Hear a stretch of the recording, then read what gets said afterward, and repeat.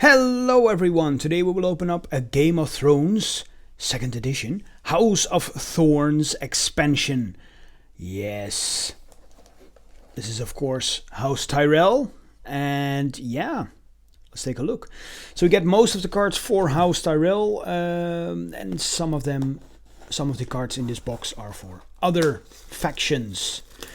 This was part of my birthday gift as well.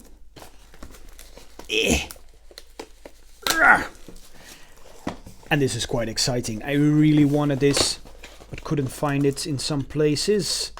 And now it's here. Right, what does it give us? We get a sample deck list consisting of one core set and, of course, this pack. And then you can make this. Yeah. Then there is a components overview and an expansion icon. And of course 3 packs, all with the same cards, because because you get a playset of each and every card. Right, let's open it up, if we know how.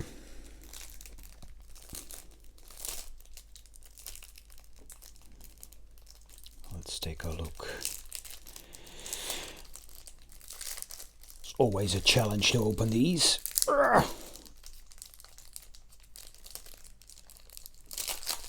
Right, there we go. So we start off here with Mace Tyrell. He is a lord for 7. He has an intrigue and political icon, 5 strength, and as a reaction after a Tyrell character enters play under your control. Pay 1 gold to have Mace Tyrell gain 1 power. Limit once per phase. And as an action, kneel your faction card to remove another Tyrell character you control from the game until the beginning of the next phase. Then we have Brienne of Tarth. She is a lady of 6 gold with a military and political icon, 5 strength, and she has a reaction. After you win a challenge in which Brienne of Tarth is participating, if her strength is, and then you can choose 6 or higher, she gains 1 power. 10 or higher, choose another character. It gets plus 3 strength until the end of the phase, and 15 or higher, stand her and draw 1 card. Then we have Sir Garland Tyrell, 6 gold, military and political icon. He is a knight and a lord, and he has strength of 5. Action: during a challenge in which a knight character you control is attacking alone, discard 1 card from your hand to raise the claim value on your revealed plot card by 1 until the end of the challenge. Limit once per phase, once per challenge. The Queen of Thorns, of course. It's a 5 gold character. It's a lady with intrigue and political icon, 3 strength and insight. As a reaction, after the Queen of Thorns is knelt, discard an event from your hand to search your deck for an event, reveal it, and add it to your hand. Shuffle your deck. Highgarden Honor Guard. 5 gold character, military and intrigue icons, 5 strength. It's an army guard with ambush 6 and no attachments. Reduce the cost to ambush Highgarden Honor Guard by 1 for each the reach location you control. Then we have Marjorie Tyrell, of course. What would a Tyrell box be without Marjorie Tyrell? Right, it's a 4 gold character, a lady and a queen with intrigue and political icons. 3 strength, and while Marjorie Tyrell is attacking, she gets plus 1 strength for each defending character. Then as a reaction, after Marjorie Tyrell is declared as an attacker, choose and kneel a character controlled by the defending player. That character is participating in the challenge as a defender. And this card is designed by the 2011 European Malay champion Gregoire Lefebvre. The Knight of Flowers, also a card that has to be included in this pack, because he is allied with Tyrell. 4 gold, it's a knight and it's a lord. It has a military and political icon. It is 3 strength and it has renown. Then as a reaction, after you play an event, the Knight of Flowers gets plus 2 strength until the end of the phase. Then we have Willis Tyrell. 4 gold character. It's a lord with intrigue and political icons, 3 strength, and as an action, kneel Willis Tyrell. Then, if you control Marjorie Tyrell, Stand Her. Or the Knight of Flowers, he gains insight until the end of the phase. Or Sir Garland Tyrell, he gains renown until the end of the phase. Then we have Garth De Grosse for 3 gold. Political icon, 1 strength, it's a lord and it's a steward. And while you control another Tyrell character, a lord character, Garth De Grosse gains a military icon and renown. But while you control a Tyrell lady character, Garth De Grosse gains an intrigue icon and gets +2 strength. Then we have the Blue Bard. It's a 3 gold character with intrigue, 3 strength, it's a minstrel, and as an interrupt, when the Blue Bard leaves play, search the top 10 decks of the top 10 cards of your deck for any number of song events. Reveal them and add them to your hand. Shuffle your deck. Now I remember from previous packs that there are quite some bards and minstrels in Tyrell. Is it viable to make a bard deck like with songs and everything and just have them all play la? So yeah, that's my question to you. Is it viable? If so, how do I do it? Next up, we have an Emissary of the High Tower. 3 gold, intrigue and political icons, 2 strength, it's House High Tower. Ambush 4, and as a reaction, after Emissary of the High Tower enters play, choose an event in your discard pile. Until the end of the phase, you may play that event as if it were in your hand. If you do, remove it from the game instead of placing it in your discard pile.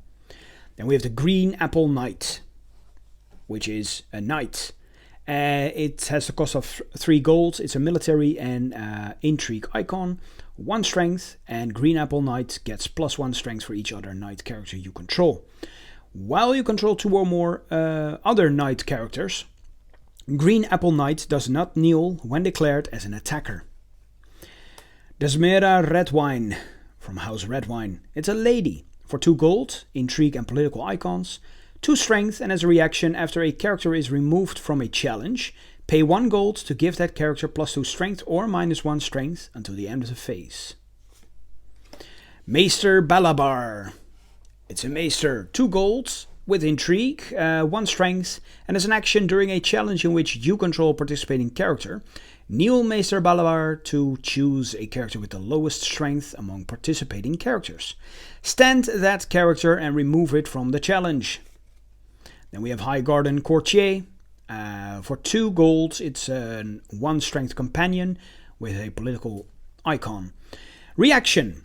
After another character's strength is increased by a card effect, kneel Highgarden Cortier to stand that character. Limit once per phase. The Jousting Knight. Is a knight for 2 gold with a military and political icon, 3 strength, and Jousting Knight does not contribute its strength to a challenge unless it is attacking or defending alone. Right, so that's it for the characters of Tyrell. Now we are going over to the locations. So we have the High Tower for 4 gold. It is of House Hightower and it's Old Town. Reaction. After a Tyrell character enters play under your control, gain 1 gold and draw 1 card. Limit once per phase. Then we have Redwine Straits. For 2 gold, it's House Redwine. +2 gold and it's limited. Jousting Pavilion. For 0 gold, The Reach. Each knight character you control gets +1 strength while attacking or defending alone. Then we are going over to the titles. Queen of the 7 Kingdoms. For 2 gold, we have a lady character only. Attached character gains the Queen trait. Action. Stand attached character and remove it from the challenge to choose a participating character. Stand that character and remove it from the challenge. Limit once per phase. Then we have Attorney Lands. For 1, it's an attachment, a weapon, knight character only. Attached character gets +1 strength.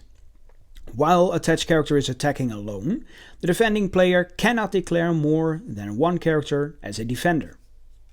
Then we have Malay at Bitter Bridge. It's an event with the cost of X. Action. Choose X participating characters. Each character with the highest strength among those characters gains renown until the end of the challenge. Each other chosen character does not contribute its strength to the challenge. Then we have 6 maidens in a pool. It is a song for 2 gold. It's an event. Action, draw 1 card for each lady character you control. Then we have Hidden Thorns for 1 gold. It's also an event. With a reaction after you win an intrigue challenge by 5 or more strength, the losing opponent chooses and discards 2 cards from his or her hand. Then if you control the Queen of Thorns, return Hidden Thorns to your hand instead of placing it in your discard pile. Max 1 per challenge. Right, so that's it for Tyrell. Now we are going over to the other factions, starting off with Baratheon, with a river runner. 3 gold, military and political icon. 3 strength, it's an ally smuggler. And while river runner is attacking, each character with power cannot be declared as a defender. Alright, with power. Power what? Bend the Knee. For 1 gold, it's an event, and play only if you control a standing king character. Action. Choose and kneel a lord or lady character.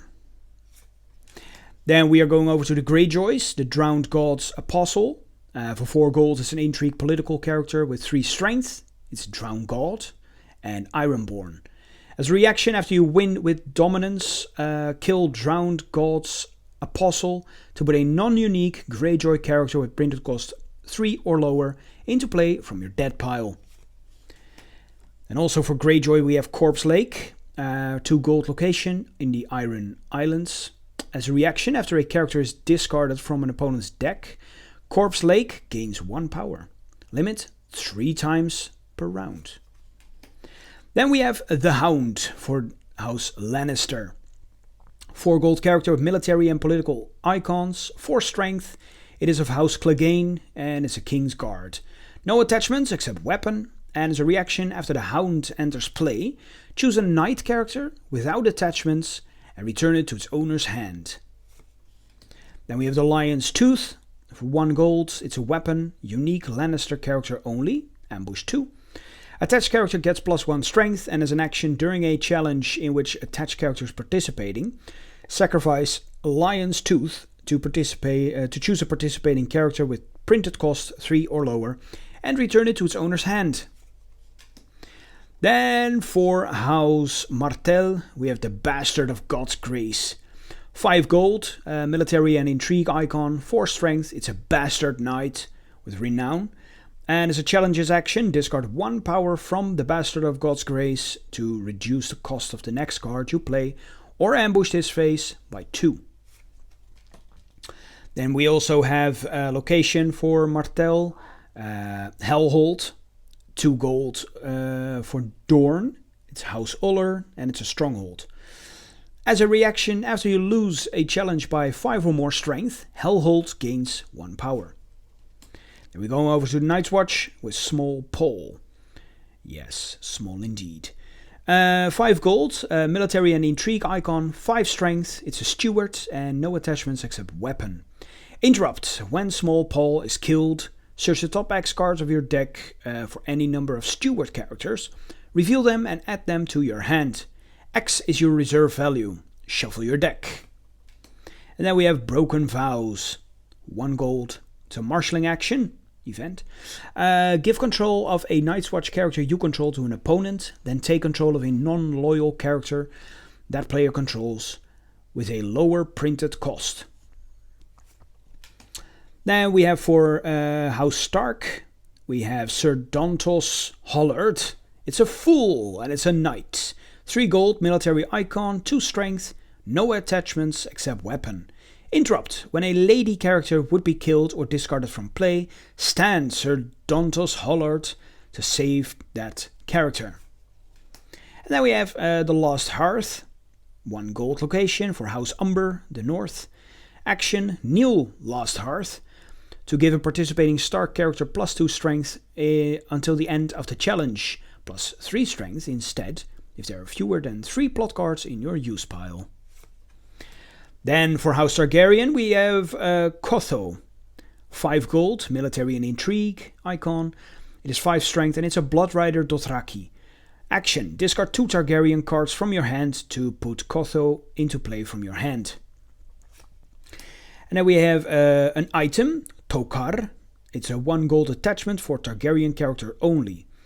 Attached character gets +1 strength for each attachment it has. While attached character is participating in a challenge, each character without attachments cannot gain power. Right, that's it for all the factions. Now we're going over to the neutral cards. We have Maester Balabar.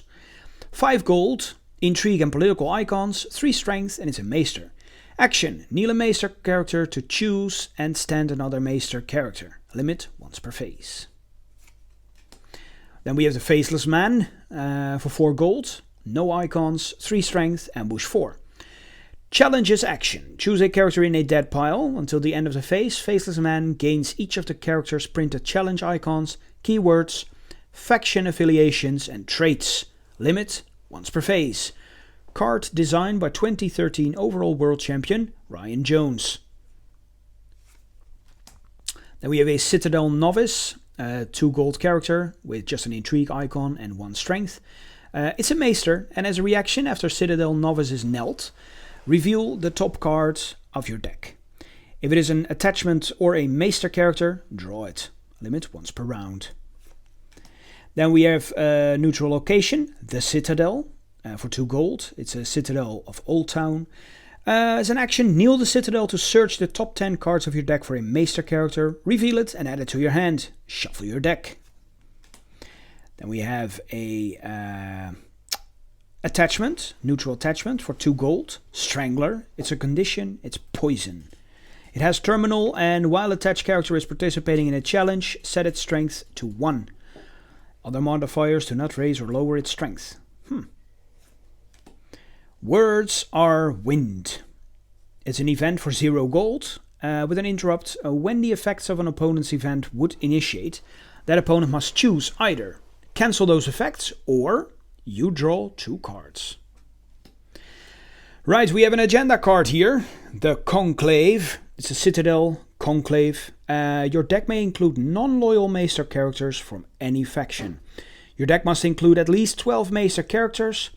And before placing setup cards, place the top 7 cards of your deck face down under this agenda.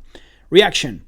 After you win a challenge in which you control a participating Maester character, choose 1 card under this agenda and switch it with the top card of your deck. Nice. I don't know if Maesters are viable at all, but it seems like a fun card for a Maester deck. Right, to the plot cards. We have Wardens of the South, which is a Tyrell card. Of course, every of these specific faction boxes has one of their faction as a plot card. Summer, plot deck limit 1. 4 gold, 4, I don't remember, 1 initiative. As a reaction, after a Tyrell character you control is declared as an attacker or defender, that character gets +2 strength until the end of the challenge, and it has a reserve value of 6. Next up we have Besieged. It's a siege and war. At least 1 character must be declared as a defender in each challenge if able. 5 gold, 1 initiative, 6 something, and 5 reserve. Your king commands it! Edict, noble. Each non-king, non-queen character cannot gain power. Plot deck limit of 1, 6 gold, 1 something and 1 initiative, 5 reserve. The Spider's Web. Scheme. Reaction. After claim is applied for an intrigue challenge you won, you may initiate an additional intrigue challenge this phase. Until the end of the phase, raise the claim value on your revealed plot card. This is claim. No. This is claim. This is initiative. Oh, I mixed it up. By wandering intrigue challenges, limit once per phase. So yeah, 3 gold, 5 initiative and 1 claim. And then 4 reserve value. Now it comes to war. It's a war card with a forced interrupt. While claim is applied for an intrigue or political challenge, the attacking player may choose to apply military claim instead. It has 3 gold, 3 claim, 3 initiative, 1 claim, and 4 reserve value. Then we have trade routes. It's a Kingdom Summer plot. When revealed, choose an opponent. Gain 1 gold for each location you control and each location that opponent controls. 2 gold, 2 initiative, 1 claim, 6 reserve value. And then the final card of the pack, Nothing Burns Like the Cold. Winter card. When revealed, each player chooses an attachment and a non-limited location he or she controls. If able, discard each of those cards from play. Cannot be saved. Plot deck limit of 1, 4 gold, 7 initiative, 1 claim, and 5 reserve value. There you have it. I think I have not played the game that much, but I think that Tyrell, was my choice before as well, is probably one of my favorite factions. But that's just due to how it looks. The green and the gold and the fuzzy summer colors. I like it. So yeah, I'm going to make a deck and play it next time I will play. For now, thank you all for watching. And see you guys next time. Bye bye.